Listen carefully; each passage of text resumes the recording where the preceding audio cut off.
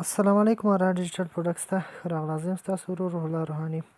کله تاسو فیسبوک جوړوئ او د هغه پاسورډ درڅخه ویر سي او په هغه نمبر تاسو بله آی ډي جوړه کړئ، یعنې دوه درې آی ډي تاسو په یو نمبر جوړه کړئ، د هغه پاسورډ او نومان درڅخه ویر سي. نو په دې ویډیو کې زه تاسو ته د پاسورډ بدلول هم درښیم او تاسو چې کوم آی ډیانې په یو نمبر جوړه کړي یا دوه درې آی ډیانې جوړه کړي هغه تاسو مکمل کتای سئ. راځئ د ویډیو په لوري ټول نه مخکې به ولاړ سئ فیسبوک ته چې ولاړ دلته ګوره دا فارګاټ پاسورډ ده، په دې باندې به کلیک کوئ. په دې سیم کلیک کړو، دلته تاسو ته داسې نمبر جنریټ دلته تاسې هغه نمبر باندې آی ډي جوړه کړې په هغه ورکوئ.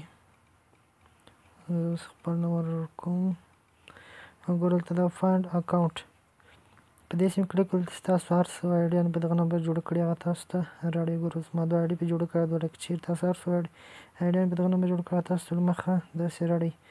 که تاسو غواړئ د هر آی ډي پاسورډ درڅخه ویري نو په دې طریقه همدا دوام یې وګوره. په دې باندې کلیک کوم، تاسې به پرې کلیک کوئ، په دې سیم کلیک کړل د کانټینیو په دې باندې به کلیک کوئ.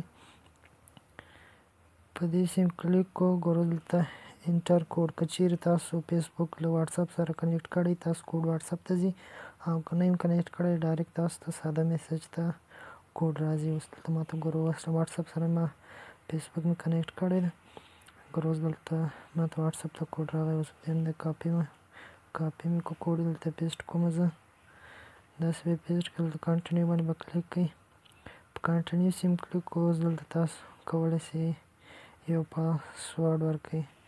زه اوس دلته یو پاسورډ ورکوم ستاسو له مخه، داسې یو پاسورډ مې کې خوښ کړو. دلته به دا کانټینیو باندې به کلیک کوئ، پاسورډ سیم ورکړو، کانټینیو سیم کلیک کړو. دلته به تاسو له مخه ډایرکټ فیسبوک راوړئ.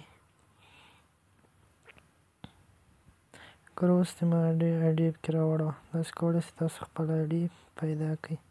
په دې طریقه باندې تاسو ورک آی ډي یا پاسورډ چې دې ورک وي تاسو داسې پیدا کولی. که چیرې مې ویډیو خوښه شوې لایک کمنټ شیر کړئ. زما یوټیوب چینل فیسبوک پیج ته سبسکرایب کړئ. تر بل داسې ښې ویډیو پورې ماته راکړئ اجازه. د خدای په امان، ښه وخت.